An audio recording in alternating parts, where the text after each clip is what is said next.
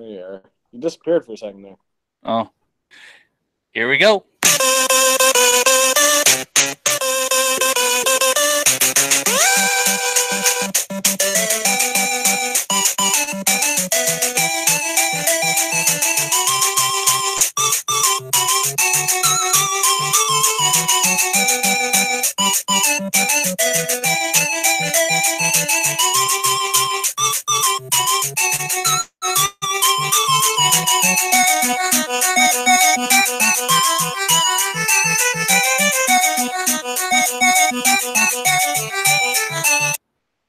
Welcome to another edition of Talking Busch podcast. I am your intern host, John Thompson, along with Matt Train. Matt, what's going on tonight? Oh, just hanging out with my best gal down here. Yeah, looks like you're on daddy duty while we're doing this. Am. Just the two of us in here. Where's mom at? She working?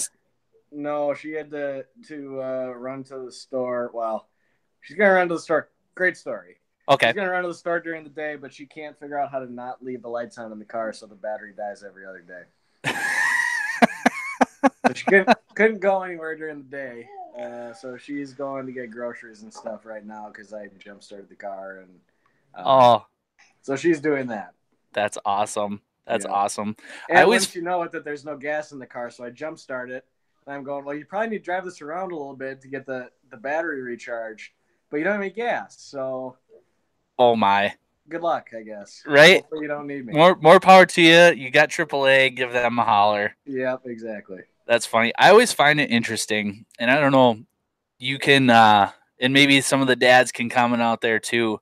I always find it very interesting that being a dad, and I don't know if this happens to anybody else, but it's very weird that when we have some things to do, it's like kind of not a big deal. Kind of like this podcast, like this is kind of a big deal. It's like, we schedule certain times of the week to do this, and it's like, oh my God, you have to do this podcast again. Mm-hmm.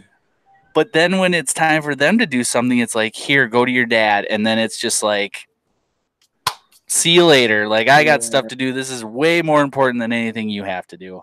Yeah. Does that happen to you very often? This is pretty good about the podcast because all I ever do is work and take care of Clara. So it's like an hour a week that I get to just like hang out with my buddies and shit. Right. But I can tell every time that she's like, so are you doing the podcast this week? And yes. Go, yeah. Yes. And I can tell in her mind, she doesn't say it out loud, but I can tell she's going, ugh. Yes. Every single time. Yes. That's exactly what happens with me. And a perfect example, I'm trying not to get too loud because if she hears me, she'll kill me. But it was this weekend. It was this last Saturday. We're just around the house cleaning up post Christmas, and I had worked. For those that don't know, I work overnight, so I had worked, and I was sleeping in a little bit, and I get up, and she immediately hands me Harper, which is totally fine, right? But then she starts doing her thing and getting her stuff done, and I'm sitting there, and I'm like, I still have to like go outside because we had gotten some snow. I'm like, I still have to go outside and do this. She's like, and it's like, oh my, I literally have like 30 minutes of something to do. Like, that's it. Like, as soon as I get back in, I'll take Harper, no problem. So it's just kind of funny. Dad stories, hashtag dad stories. Yeah. Right. Yeah. So, did you have a good weekend? It sounds like you're sick in your house. Yeah, I was sick the week before Christmas, and now Clara and Melissa both have it, and I just had the cold. Melissa's cold. I mean, she's pregnant. She doesn't have a great immune system. Right. Melissa's cold turned into bronchitis. In my opinion, that sucked. Yeah. And Clara's cold turned into an ear infection. Oh my God. Yeah. So it's been a rough go of it around here lately. Yeah. If I had the soundbite, because it's taking a while to load, I would play "Help Me Make It Through the Night" because it just sounds like that's what's going on. Yeah. So but I think we're on the mend. Fingers crossed on that. Well, that's good to hear because a sick household is no fun whatsoever. I don't know if you're like me. We're not sick, thank God, but we started watching Game of Thrones again. It was free on HBO. Oh, my God. Do I love that show I know. so much. I think about it often. How I wish that I could go back to a time in which I hadn't seen it, just so that I can experience the first time again. Yes.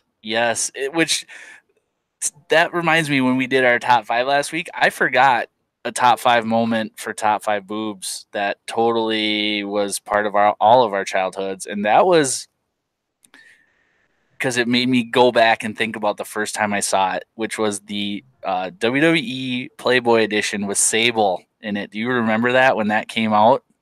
No, I don't, and I wasn't big into it, but Right. for like a couple years. Sure. Fifth, sixth grade, I kind of got into The Rock. Basically, Yeah. I was there in The Rock's right. heyday.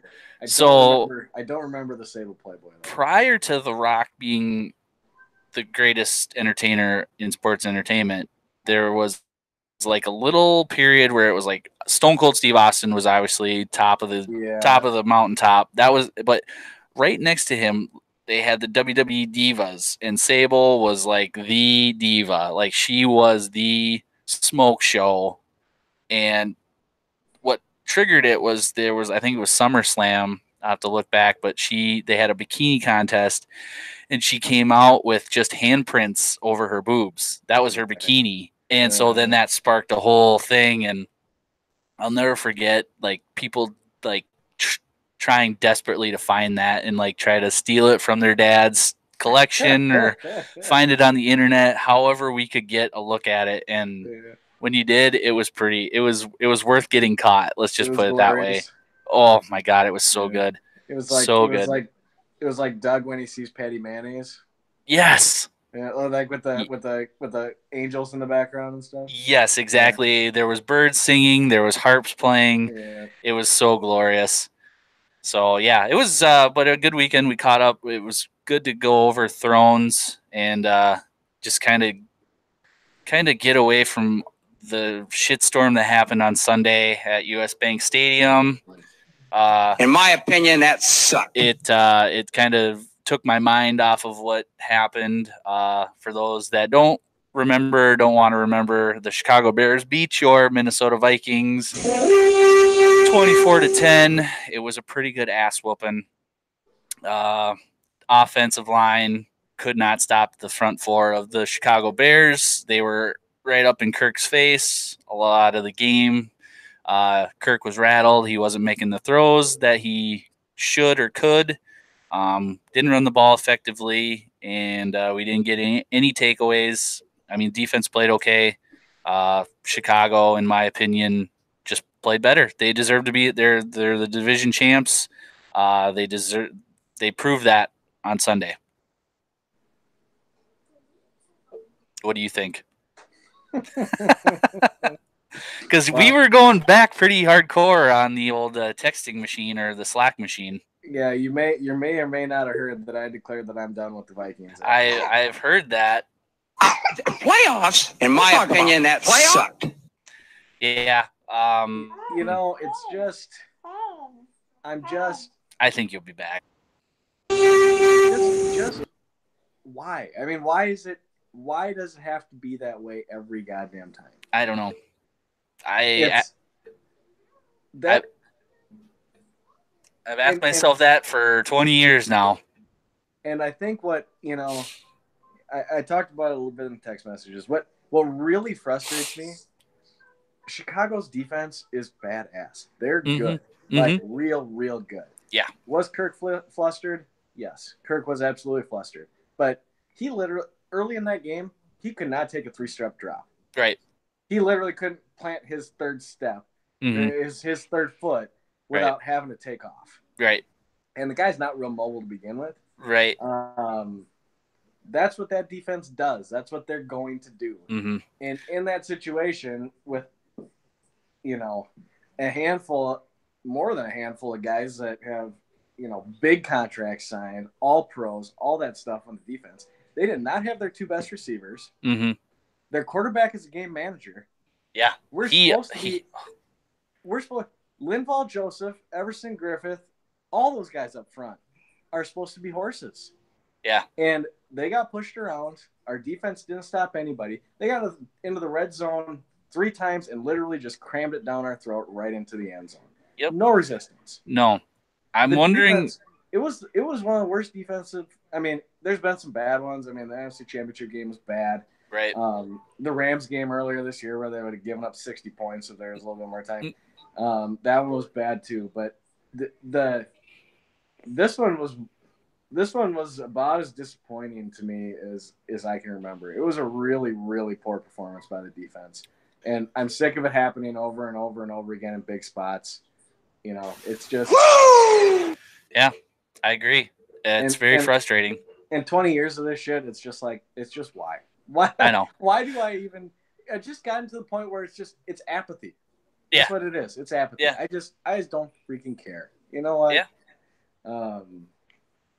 And you know what? And I was I was venting to Melissa while it was happening, and I was telling her about our conversation. But the one thing I said to her, I said, you know what keeps people coming back is that after all this pain and heartache and everything for the last 20 years of our remembrance and going back to the Cowboys game and all that. I mean, in the 70s with all the lost Super Bowls. The thing that keeps people coming back is you've endured all this hardship. What if next year's the year? Yep. That's what keeps them coming back. Not even. It's like you're so invested. You're All right. You want to be there when it finally happens. You don't want to miss when it finally happens. Yep. But man, I don't like. It's getting to the point where I'm starting to seriously weigh. Dang, even if it happens, was it worth all that shit? Well, I think it will be. It'll be. I'm not gonna lie. I will probably sob like a 13-year-old girl over her heartthrob that just grazed her arm. I am going to be an emotional wreck when it does happen, if I'm not dead by then, because who knows? You're never guaranteed anything, and it could take 50 years, but it's going to be worth it. I tried not to get too worked up over it.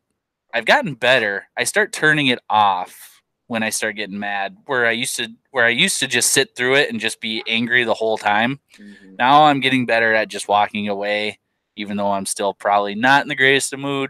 I at least try it, because I'm trying not to let it affect my home life. Because I have what is it on the fan? They call it Vikings. Avatar. Avatar. I have Avatar big time. But like I was saying in our chain, it's on to next year. Derek challenged me. What's going to change next year? Lots of things. I mean, they're going to evaluate everything. They're going to have to draft. You know, they're going to have to really step up their A game and draft well, especially offensive linemen. I've kind of started looking at who's and what's coming out. Hi, Clara. And honestly, like I said in our chain, I would not be surprised if they didn't look into an athletic tight end to either pair with or replace Kyle Rudolph. I just think the way the league is now, you can't just be athletic with receivers and running backs. You have to have a tight end that can move like a gazelle and just spread defenses out even more. The problem is it doesn't. I mean, the problem is you've got a lot of money invested in guys that routine. I mean, a tight end and the offensive line and stuff that helps. But why is it that Harrison Smith is the best safety in the league, 15 games out of 16 in the regular season, and in these big games, all he does is fucking chase tight ends around the field? It's weird how he just disappears in huge games. Anthony Barr is the same damn thing. Yeah, he got two things to your point. One, Charles Davis, who's an analyst for Fox and NFL Network, he always calls Harrison Smith the fixer, which is true during the regular season because when you need something done, Harrison Smith is always at the line, creating a sack, a fumble, an interception. But then when the big game comes, it just seems like he's there, but he's not there. And then the same thing with Anthony Barr. They were saying how he was the spy on Mitchell Trubisky, and Trubisky juked him completely out of his jock and got a first down. That was a critical third down. They needed to stop them. That's exactly what it was. And I mean, it seems to be this critical third downs, and it's the same thing. Harrison Smith getting beat down the field. I mean, Yeah. it's frustrating. It's really frustrating. In my opinion, that sucked. Yeah. So and that's what makes us. I mean, that's what makes me skeptical. In that, you know, okay, you improve the offensive line. It ain't gonna get that much better, but it can get better, and that'll help. And you get a playmaker, tight end. And I think Kyle Rudolph is underutilized, to be totally honest. But yeah, the one thing about him that irritates me, and he does this every time, and I love Kyle Rudolph. He's a very good tight end. He's awesome and an awesome person. But when he catches the ball on a hitch or a route that he sits down in the zone, he runs 3 yards backwards to start moving forward.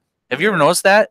When he catches I know a ball, exactly what you're talking about. He catches it and then he starts running towards Kirk Cousins and then turns around and takes off. So if it's like he's trying to make a move, but he's trying to evade a tackle, but he's not that fast. He ain't evading any tackle. No, he's not. He should just fall backwards. He'd be better off getting a first down doing that. Yeah.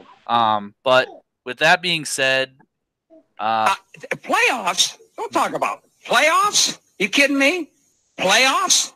I just hope we can win a game. We're out of the playoffs, and our new arch nemesis. I hate the fucking Eagles, man. They are in. They defeated the Washington Redskins with Nick Foles at quarterback, which we're going to talk about a little later. Nick Foles, the opposite of our defense, who big game all the freaking guy does. Is yeah, which is crazy. The guy can't win a game in the beginning of the season.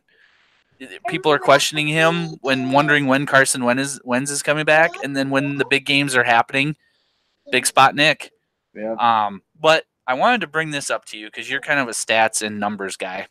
Mm-hmm. So Ben Gessling at the Star Tribune I think it was on Monday morning started putting together some cap numbers and what could possibly happen, which might improve or unimprove our team.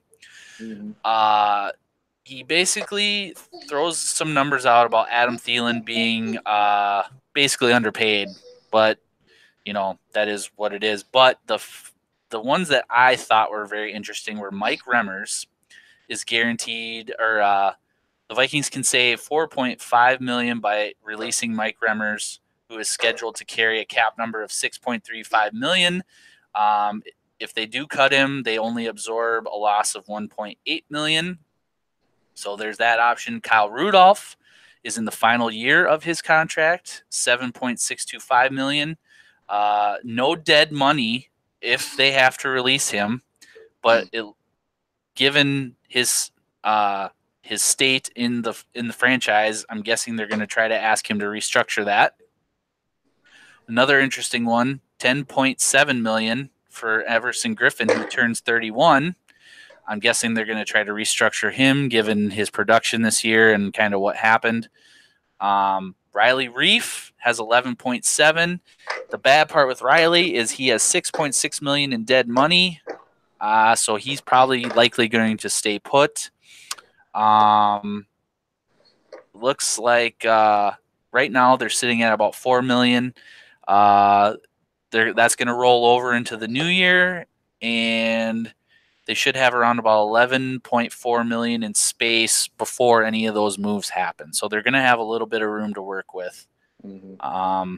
So they're going to have to start moving and shaking and doing something. Otherwise, we're in for another mediocre year. Yeah. Cool story, Hansel. Thanks, Olaf. If I was playing Madden, yeah, what would you do? I think I would let Rudolph go. I would let Remmers go. I mean, but it's a lot easier. I don't know. It's easier to go out and force moves to happen to backfill those roles in Madden. I'm gonna do a shameless plug for, I don't know if you know, your 2019 Outback Bowl champions. They have 2 really good tight ends. One is for sure in the draft. The other one, who is the Mackey Award winner, is undecided. He might be in the draft. And we go for FanSoft firsthand. Those 2 are really good. And if one of those 2 are available, I'd say snatch one of them up because they're pretty awesome. And by the way, I don't know if you noticed the number, but this is Chad Greenway. Chad Greenway number. Yeah, That's representing. the only acceptable Iowa Hawkeye jersey. It's pretty sweet. Not gonna lie. I mean, if you're gonna have one, that one's okay. Yeah, that one's okay because he's got dual purpose. So yeah, Noah Fant. Wait, is there a name on the back It does say Greenway. It does say Greenway on the nice. back. Good. This is a custom Chad Greenway Iowa jersey right here. Very nice. Very rare. Props for that. Thank you. I figured, they beat 18th ranked Mississippi State. That's a big win. That's against an SEC team. They won 27-22, barely won, but it's W's a W, so I had to represent a little bit, give them a lot of props. And it kind of went into the tight end deal with Hawkinson and Fant being in the draft. The Vikings looking to get a little younger at tight end, and there's a lot that's going to be happening this offseason, so just stay tuned, buckle up, and we'll go from there. So I maintain that I'm out. I do agree with you. If there's a team I'm going to go with, it's going to be with this when I guy. woke up this morning, I was feeling pretty dangerous. That's my guy now. Got Pat Mahomes. I'm all in on Baker Mayfield. I love Baker Mayfield. He's my guy. If the team implodes and moves to Canada or London and I'm forced to find a new team, I'm following wherever Baker Mayfield's at. Yeah. You start looking at that schedule, that was a pretty damn – they won their last 6 out of 7 or something. Yeah, they went through the gauntlet. They were pretty good. You start looking back at that and the teams they lost to. I mean, they lost to good teams and they beat most of the bad teams. I mean, it was different, a little bit different at the beginning of the year, but sure.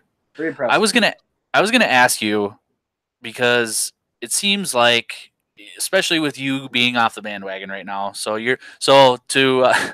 you an AAZ as well as an AAF? Is that what we're gonna designate you? You're an anti-Zimmer. You're an AZF as long as AFF. Yeah.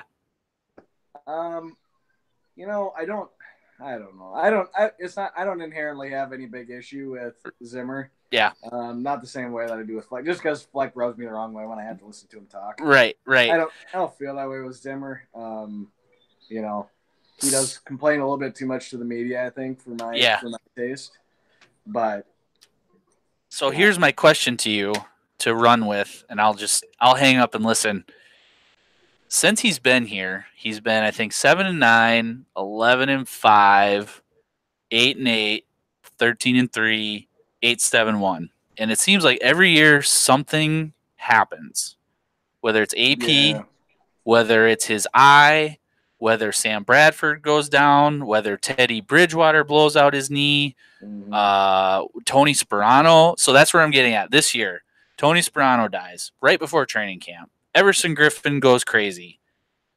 Do you think that has something to do with the way this team played, or is it just a matter of not a lot of discipline because teams like New England, maybe a few others can deal with this adversity? What do you? I don't think. I mean, if I had, for me.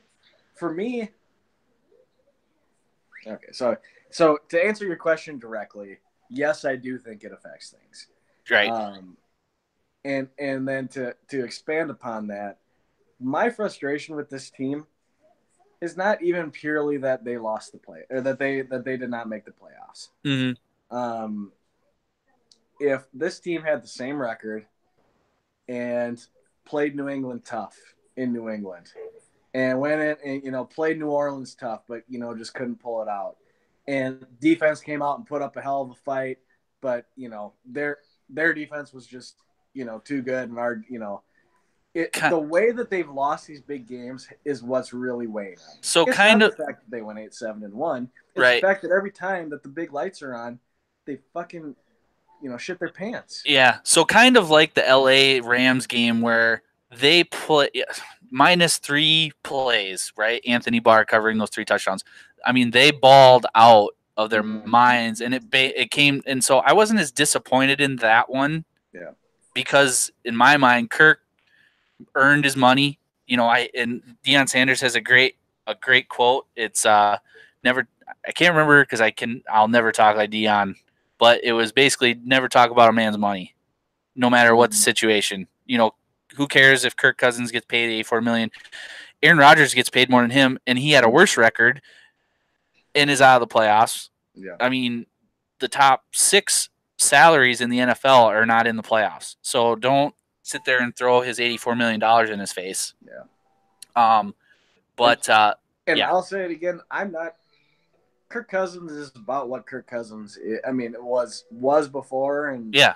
I mean, he is what he is, and I'm not overly disappointed with Kirk's year. To be told, He still threw for 4,000 yards and 30 touchdowns. That's crazy. If he could just not fumble so much, and I think he got better towards the end of the year. I think so too. He pretty much started just like he said on the game, he doesn't have 10 seconds back there. So as soon as someone's around him, he basically tucked it and went down. Like he wasn't gonna try to throw it out there. So, but so we'll have to keep an eye on that. But back to your original question, yeah. I mean, the margin of victory in the NFL.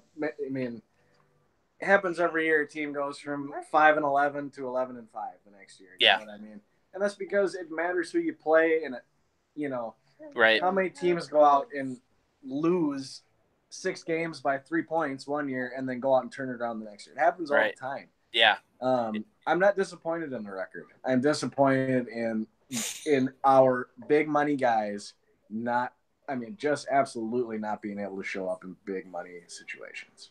And I was thinking too, because they were running the ball pretty effectively, the Chicago Bears were. I'm wondering if Linval Joseph is hurt and not, and it's in the injury report, but it's bigger than what we think it is, because last year he was unstoppable.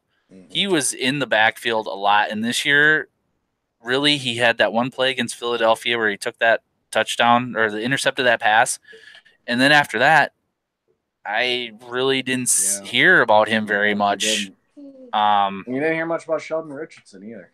No, you didn't. And those two were supposed to be like the new Williams Wall. They were supposed to be the run stuffers. And so, yeah, we'll see what happens. Like I did with the salary cap numbers. Sheldon Richardson's a free agent. Sendejo, I think, is going to get released. There's a lot of stuff that's going to happen. Latavius Murray is a free agent. So there's going to be a lot of moving parts. But I want to move into Busch Light or Busch League, Matt. All right. Because there's a couple of things that I will need to bring to your attention and get your insight on in a couple, and I'll update you as we go if you're unfamiliar, because I know you're busy. All right. So we're going to go, I'm hooked on something here. So we're going to go into Busch Light or Busch League. And the first thing I have to I had to laugh when I saw this headline, because everybody I think knows I love the NFL draft. Like it's my Christmas. I freaking love it. I love, like you said, I love the excitement about next year. I love everything that goes into it. And my favorite analyst to watch on Thursday nights has a new job. His name is Mike Mayock, and he works for NFL Network, or he did. And he is now the new GM of the Las Vegas / Oakland Raiders, which I don't know where they're going to play next year, because I'm pretty sure their lease is up at the Coliseum. And I had to laugh because the Raiders could not get any more, turn into more of a circus now that they have Mike Mayock as their GM, because he has zero experience. Mm-hmm. I think people will say he's a very good evaluator of talent, because he proves that on the NFL Network. But Matt, is having Mike Mayock joining John Gruden Busch Light, or is it Busch League? For the purposes of a football team in Vegas, I think it's Busch Light. I mean, it's it's the spectacle of the whole thing, you know what I mean? It's the same thing with the hockey team with the big shows on the ice before. Right. You got two big personalities who came from media that everybody knows. Right. I mean, you want to build that hype machine, and I think that's a good way to do it. In terms of running a football team, yeah, it's a little bit like a circus, but it's all entertainment after all. I'm gonna say this: Hard Knocks this year is gonna be freaking awesome. Yeah, it is gonna be so good. There you go. I'm pretty sure that guarantees them. That it has to guarantee them the Hard Knock spot. It has to. Mm-hmm. It's a runaway train. You just can't not look. You can't not watch. And it looks like their approach to this whole thing. It looks like they probably want it. I mean, it looks like they'd be happy to Yeah. Yeah. Well, speaking of circuses, we can. Which, by the way, I need to get out of Stearns County. My accent is so bad. Oh my God! When I listen to it, I just sound terrible. I sound like I'm from Canada. Like I have no business being on a podcast, which I probably don't. But I sound awful. I sound like I mouse sexed a helium balloon. Moving forward, when we like to complain about our favorite football team for obvious reasons. But sometimes you have to just sit back and give thanks that you're not the Oakland Raiders and you are not the Pittsburgh Steelers. How would you feel if let's go back to our heyday of offense if Chris Carter and Randy Moss just decided, yeah, I don't like where you're not paying me my money. I'm just going to sit out the year and screw you guys, because that's kind of what's happening in Pittsburgh. We all know Le'Veon Bell sat out the year, and now their number one wide receiver, Antonio Brown, is having some issues with Coach Mike Tomlin and quarterback Ben Roethlisberger. Matt, Antonio Brown recently unfollowed all the Steelers' social media accounts, and he got a "What's up" from George Kittle of the 49ers, and he started following all the 49ers' social media outlets. So is that Busch Light, or is it Busch League? Well, we basically just went through this situation with Jimmy Buckets. I mean, it's the same. It's basically the same. all right. The approach, I think, is Busch League. I mean, it's ridiculous, but I gotta. Oh, hey. Well, hey there, fella. Hey, boys. Good to see you. Yeah. We're right in the middle of Busch Light or Busch League. We're gonna let Matt finish his answer, and then I'll get your take on it. Let's do it. So the topic is Antonio Brown. Okay. And it's Busch League, and it's very much what we went through with Jimmy Butler just recently. But I think we also have to accept the reality that this is kind of the way the world is. This is the way that things look like they're more likely to go. I mean, more and more as you move forward with some of these big personalities.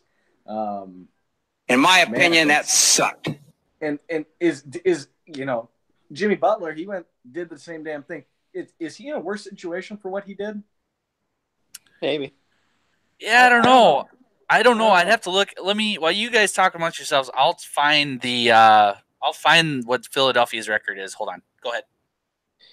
Antonio Brown, major Busch League. He's an asshole, just like a lot of these diva receivers are. I think Odell Beckham, if Eli Manning comes back, is going to do the same damn thing. Philadelphia is 25-14, and they are sitting fourth in the Eastern Conference. So not taking over the world like everybody thought they would, but sitting okay behind Milwaukee, Toronto, and Indiana. So sucks. That just shows how bad the East is. Yeah. It's laughable. We were just talking about how the Raiders are a circus with Mike Mayock joining as a GM, and great. That's what Matt said. It just basically makes Oakland they're guaranteed Hard Knocks. I will go on record and say that pretty much locks it in that they are the team for Hard Knocks. Yeah, it kind of makes me feel okay about what happened on Sunday because we're not those two teams or four teams. You know, anybody that's having drama, like just I'm kind of grateful that that's not us. At the same time, No. hey, yeah, I was gonna go with that point also. If I could switch places in the last 20 years with the Pittsburgh Steelers, I'd do it in a second. Yeah, who wouldn't? I'd do it in a second. Yeah, they've been pretty consistent. I will say this, at least we've been above 500 almost every year in Zimmer's reign, right? Except for the first year we were 7-9. We're the common man. Yeah, we are the best of the lousiest and the lousiest of the best. One year we started 5-0 and finished 8-8. That was that was the I think that was the I year, right? When you No. had that wasn't. Was that Sam? Maybe you're right. I think it was. They start out 5-0, beat the Texans, win into the bye week. Zimmer scratched his cornea. We ended up going 8-8. Yeah, you might be right about that. Yeah. Either way, it sucked. Yeah, it was not good.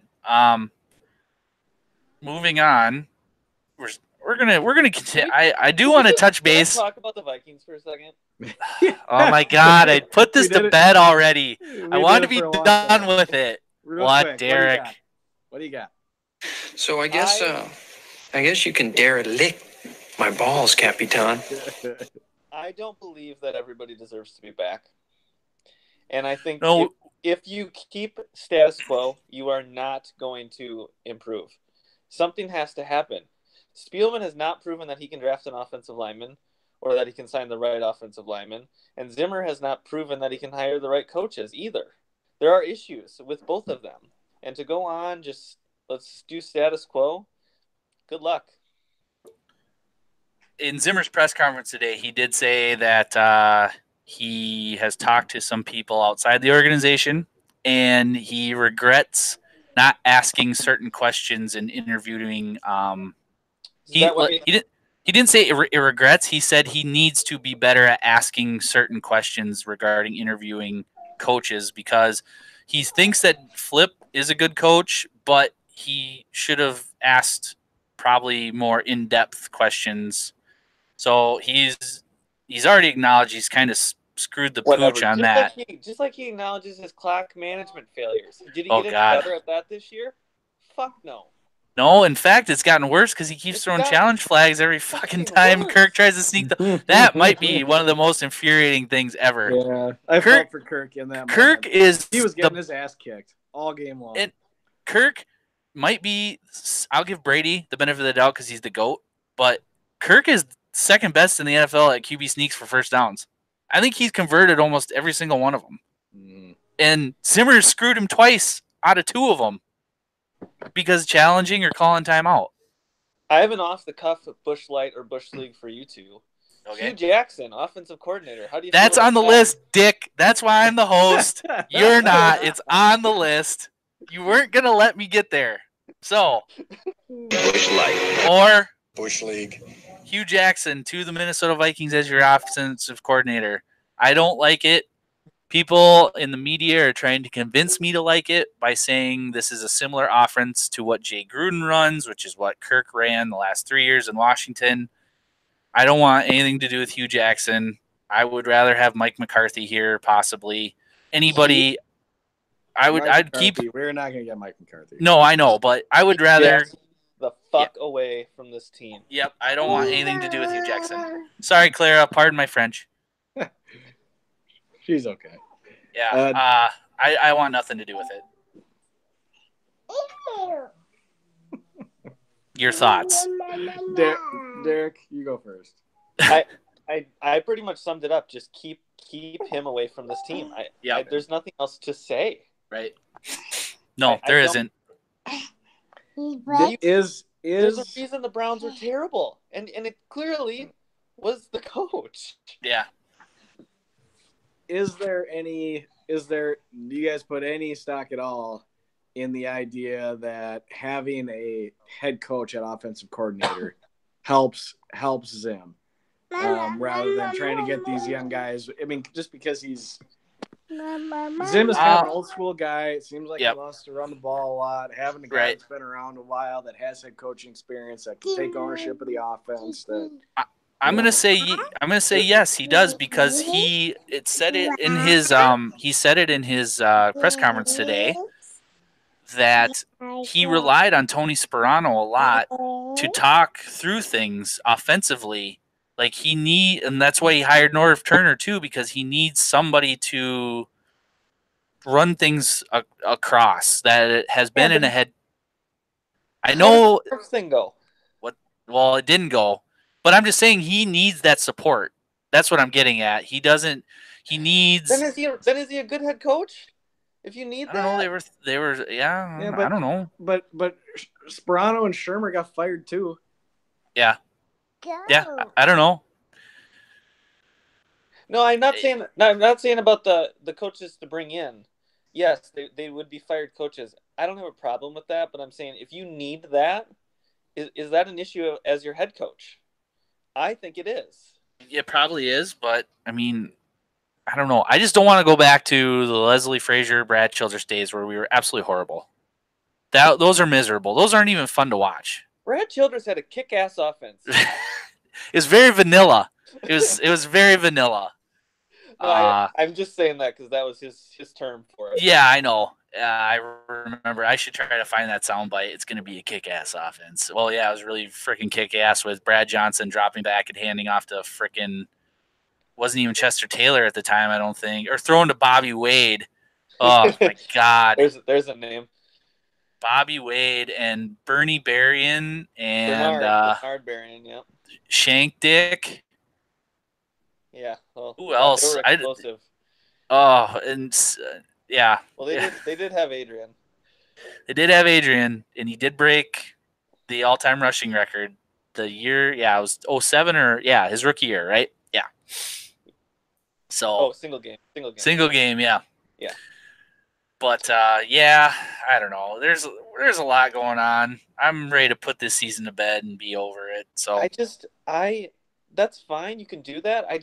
I don't see how anybody would have confidence in the two guys running the show they're going to put it together. Yeah.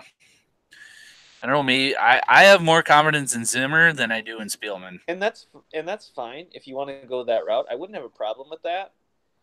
But then you need a GM to come in and take control and say, no, we're not drafting another fucking cornerback. Right. Which I don't know if they're preparing for Waynes to be gone, if they're not going to offer him. So that's I don't know. I don't know what their, we're not in that room. We don't know what what their goal is. Because before you joined, I went over some cap numbers, like who they might cut because of cap, and likely to go would probably be Everson, Rudolph, Remmers, possibly Compton. I think those are probably all safe guesses, though some of them could restructure. Yeah, and the Everson and Rudolph were the two that they said would probably be restructured. Yeah, I think Richardson and Barr are long shots to come back. Yeah. And, So then you have to start looking at that. Okay, is Eric Wilson the answer? Do we draft a linebacker in the first round? You need a fucking tackle. But what if the linebacker is the better overall player than the lineman? I personally don't care. There is that.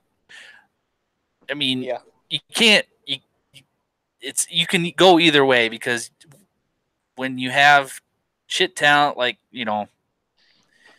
Laquan Treadwell, then there's Danielle Hunter 3 rounds later. Right. It's always a crapshoot, and I get that. And the only reason that Spielman still has a job is because he hit on Hunter and Diggs. That's the only reason.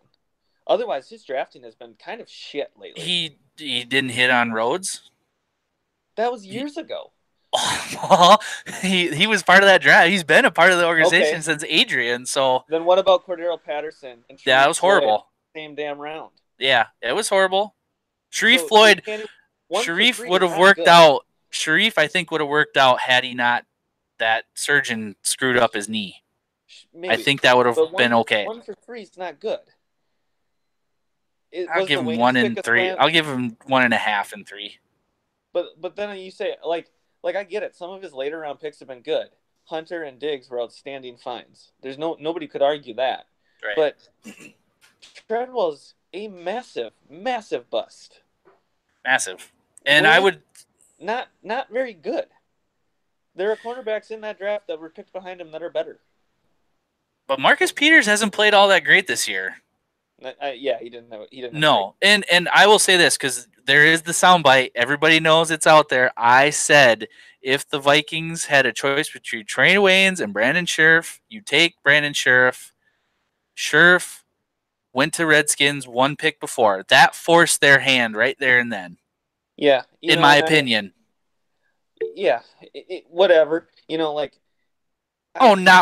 whatever. No, Don't whatever me. No, I didn't mean that in a negative way. Oh. I just meant like it didn't mean that they had to draft Waynes. Right. I know. Because like the year they drafted Treadwell, they needed a receiver. Yep. And so the Vikings do reach for talent at a position that they need. Mm-hmm. The problem I have with Spielman is you picked the wrong one. Yeah, you did. And just like with Ponder, he picked the wrong one. Yes. Because and this is good. That's happened over and over and over again. Right. And he's only getting by because of his late round finds, keeping him together. Because you want to know something that's going to really irritate you? Because I went back and I looked through all our drafts. The year we picked Treadwell, the New Orleans Saints picked Michael Thomas in the second round. Oh, I know. I wanted Michael Thomas that draft. Yeah. You can ask Adam. Yeah. I was pissed. Treadwell was slow. Yeah, he is very Treadwell slow. is never going to translate to the NFL. Yeah. I just am arguing for change. I think you're just irritated because you got out of the office late, and apparently, No, I hope a lot like our Gophers discussions between me and Dave. Yeah. What happened? You had a late appointment. Someone needed a root canal. What the hell? I need to fire somebody. Is her name DD Mega Doo Doo? Just out of curiosity. That was so bad. God. No, her name isn't that. Total Busch League. So like she must have scheduled something that you weren't aware of, or something happened. No, she actually didn't show up today. Oh damn! And yesterday she left and told another staff member that I told her she could leave early. Ooh! And when I woke up this morning, I was feeling pretty dangerous. He was feeling pretty dangerous this morning. Not gonna lie. Damn. Well. So there's that. Well, I hope she doesn't listen to the show, because if that's the case, and what you gonna do, muscle man? She better be started. She might want to hit the unemployment line early. Let's just say that the job post up on it. Right before you left, you're like, "Screw this! I'm doing it." Needed to get done. Woo! So if you guys need an office administration assistance job, please. The Dr. Derek Hartman, DDS, he's hiring. Go to Indeed. It's on there. It sure is. Como Park Dentistry. You can email me at derekhartmandental@gmail.com. That'd be great. And where is that located? Larpenteur in Lexington and St. Paul, Minnesota. And what are the office hours? Monday through Thursday, 8 to 5, seeing patients. I would like somebody that would also come into work on Fridays. Oh, excellent. And what services do you offer there at Dr. Derek Hartman's office? We're a full-scale dental office. Do it all. Woo! Beautiful. Last Busch Light. Busch League. Or Busch League. I know Matt wasn't a big wrestling fan growing up. I do know that Matt does enjoy his streaming of TV shows. Derek, I think you were a wrestling fan growing up, and I do know that you enjoy streaming shows as well. We had some sad news over the week. Mean Gene Okerlund and Bob Einstein, who famously played Super Dave Osborne. He was Matt Damon's dad in Ocean's 11 or 12, and he also played Marty on Curb Your Enthusiasm, passed away both at the young age of 76 years old. Matt and Derek, what are your memories of Mean Gene Okerlund, and if you were a fan of Curb Your Enthusiasm or Super Dave of Bob Einstein? Yes, as far as Mean Gene goes, the best part of Mean Gene was that he could keep a straight face. He could play it straight laced when everything around him was just a fucking zoo, or Yeah. just I mean like some of those old Macho Man interviews. I mean, how could you not laugh? Yeah, exactly. I remember I have an old documentary about the Ultimate Warrior, and Mean Gene has the greatest quote ever about, like, because the Warrior would just be insane, right? He would make zero sense, and Mean Gene would just be like, "What the hell did he just say?" Like, and he had to sit there and listen to that and try to not laugh or not like make a face that made you think that this guy was a complete idiot. Yeah, they were all bits, and how he kept a straight face during the bits to make it seem like that was their actual personality. I don't know. It was impressive. As far as Curb goes, Yeah. Brilliant show. Yeah. I mean, if you haven't watched it, go back and watch it. I started watching it again. Push your way through the first couple seasons, and they really catch their stride about season 3. Yeah. And it's just great. I saw a clip of him telling Jerry Seinfeld a really inappropriate joke, and just the way he delivered it was hilarious. Yep.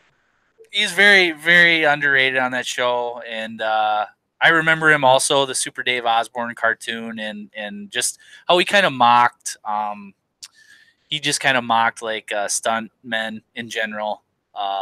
It was funny. It's sad that they both are gone. And Mean Gene, he was the soundtrack to growing up for wrestling for me. Because I mean, like you said, Macho Man interviews, Hulk Hogan interviews, Ultimate Warrior, the Legion of Doom, Heart Foundation. He was just and starting out here in not here, down there with you guys in Minneapolis for Vern Gagne and the AWA, interviewing Andre the Giant and Billy Graham and Nick Bockwinkel and Bobby Heenan and I say that, and I had no idea. He used to be the program director for KDWB. Yes, he did. He had his own. I think he had his own hour where he would be on the air as well. It was called Gene. He didn't use his real last name, I'm pretty sure, but it was like Gene Okerlund's Top something or other. He's actually in the North Dakota Music Hall of Fame for his band Gene something, and I'll have to look that up. But he was very talented. He'll be missed. Yeah. Womp womp womp. I should add that sounder. Hey, actually. Oh, you didn't know? Your ass better call somebody.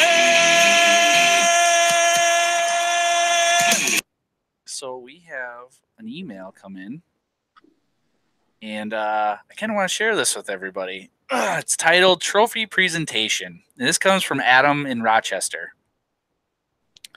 Adam writes, many, if you haven't seen the trophy in a while, or maybe at all, may wonder what the trophy presentation is like.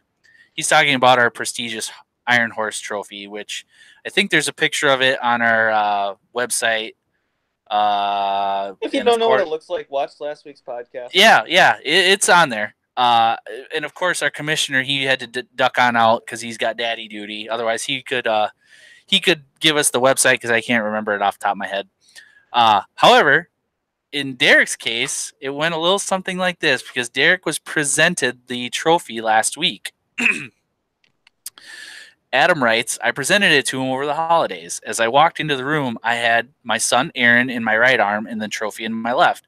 As I walked into the room, all the aunts, or aunts, depending on where you're from, in the room immediately got up and rushed to see my son Aaron. They were beaten to me by Derek, who had also jumped out of his seat to grab the Iron Horse trophy. I knew this would happen, and so I looked for Derek as I walked into the room. He was sitting at the kitchen counter with his lovely lady Lisa on his right. He had his left hand on his beer and his right, presumably, on Lisa's leg. We cannot confirm nor deny that's where it was. It was. We'll never know. Who knows? Once he got back to his seat, after beating all the aunts to Adam and his son Aaron, Derek grabbed the trophy, went back to his seat, put it on the counter, and began to just admire it. The glow in his eye was like a mom seeing her baby for the first time. He was truly mesmerized by the beauty of the Iron Horse and the knowledge that it was and the knowledge that it was his for the next year. Woo! When he put the trophy down, he kept his left hand on the trophy as to make sure he knew where it was at all times. Now, here comes my favorite part. I gotta get the soundbar ready for this. Not long after that, however, I could see he was at a crossroads. His left hand, which was presumably his drinking hand, was now occupied. Would he have to take his hand off the trophy in order to drink his beer? I then saw him take a look at his lovely lady Lisa, pause, and then take his right hand off Lisa's leg and on his beer so that he could both drink and hold the trophy at the same time. He had to choose, and his choice was clear. The end. Beautiful. All right. Yeah, I mean, that describes it pretty well. I'm glad to see that, you know, if the ship was sinking and you had to choose between an IPA, your Iron Horse trophy, and Lisa, it's going to be, well, I got these two. I don't know about you. I mean, she can swim, right? Right. I mean, every man for himself. Yeah. That's awesome. That's funny. So where is the trophy at now? It is placed on a little bookshelf right next to the TV, prominent position in the living room. Beautiful. I also have the cup. Queen Mary cup. Oh, you know, I thought about that. You do have that. That's both in my possession. Wow, what a year for you! It has, yeah. That's what 2018 was a big year.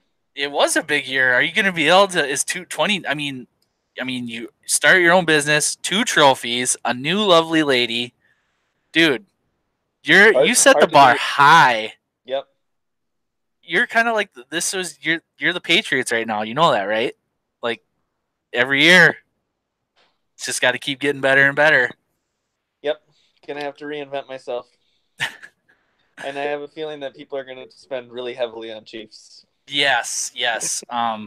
Which I don't know if you saw this or not, but I was celebrating the 2019 Outback Bowl champions with my Chad Greenway jersey. I was pretty excited about that. I got the inspiration from you wearing your Mahomes jersey, so I thought that's a great bit. Actually, it'll give me a reason to start wearing my jerseys that I have in my closet. Exactly. It's a quick lane bowl. Yeah, but, I know.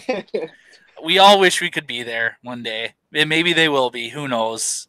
If the Gophers happen to go to the Outback Bowl or back to the Citrus or Music City, we need to go. Yes, I agree. It will be fun. I can't agree more. Hopefully next year maybe that if they can get some success, instead of having to try to figure out what freaking road game we're going to, we just say it's the bowl game this year because we know they're going to be in one. Yeah. Whereas years past, we just don't know. So and as we start to hit more stadiums for the Big Ten, looking for somewhere new, something different. Yeah. Right. Well, before we wrap this up, because I am just looking at the clock here, and people are probably tired of listening to us. I just want to recap. Last week, Matt and Derek, they predicted a couple of games. Derek was actually 4-0 last week. He picked Alabama, Clemson, Philly, and the Rams to win. Matt was 3-1. He picked Alabama. He what's a good choice of words? Unwisely picked Notre Dame, but he did pick Philadelphia and LA. Notre Dame got absolutely destroyed by Clemson. It's another Alabama, Clemson. You got some quick one-liners for me? Yeah. All right, let's do it. Okay. So Clemson, Alabama. Is this part 3 or part 4? I can't remember. 4. Alabama's 2-1. Okay. Let me write this down. Who you got? Roll Damn Tide. Roll Damn Tide. I do love Dabo a lot. Well, no, I'm going to cheer for Clemson. Yeah, but if you had to bet money on it, it's going to be. Yeah, you played to win the game. That's right. I didn't get that one. I'm working on it tonight. So you're going Bama. Matt's not here. I will go with Tua is tough. And Trevor Lawrence hasn't been in a big spot like this, even though he's played really well. It's going to be a toss-up. I'm with you. I'm going to root for Clemson, but I'm going to say that the Nick Saban train rolls on strong. Moving on, the NFL starts the playoffs this week. And the first game, I believe, is Baltimore. Is it Chargers? No, that's not right. Or is that right? Hold on. I don't know. You're the host. You're supposed to have this figured out. I know. It is I got it. Sit down. First game, Colts and Houston. Houston is a 1-point favorite at home. Take Andy Luck on the road going down to Houston and pulling it out. I'm going to go with J.J. Watt and Deshaun Watson. I'm going to go Houston at home. Next game is Seattle travels to Dallas. I'm taking another road winner. I have the Seahawks beating the Cowboys. I think the Seahawks are going to be able to run the ball on them. Yeah, and Russell Wilson is Russell Wilson. I have to agree. I'm going to take Seattle. Dak has never been in a playoff game. I know it's at home, but Seattle's been there. They know how to get it done. Sunday's games, L.A. versus Baltimore. So I wasn't completely wrong, but it was just on Sunday. Baltimore's a 3.5-point favorite or 3-point favorite. I really like the Chargers as a team, and I like Phillip Rivers as a quarterback. Mm-hmm. However, traveling across the country to go play an early game on Sunday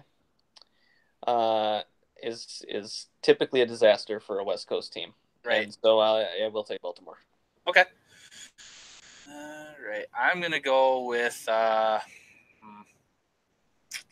going to be chilly. It might be warm. Baltimore's got a tough defense. Yeah, I'm going to go Baltimore at home. Last game, Philly at Chicago. Chicago is a 6-point favorite right now. Can you hit the sounder for me? I hate the fucking Eagles, man. I take the Bears. I hate the fucking Eagles, man. I don't want to see the Bears get very far, but I do want to see them absolutely destroy Nick Foles. So I'm going to go Bears as well. I'm picking heart over brain on that one. Yeah, I mean the Eagles are hot. Yeah, Foles are hot, but Hansel, so hot right now. Hansel. That Chicago Bears defense is good though. Yeah, they are. If Eddie Jackson's back, that's a big boost for them. I saw he didn't practice again today, but that could all change tomorrow. So yeah. Not that they needed him for playing us, but Right. Yeah, exactly. Yeah. Well, like I said, it's on to next year.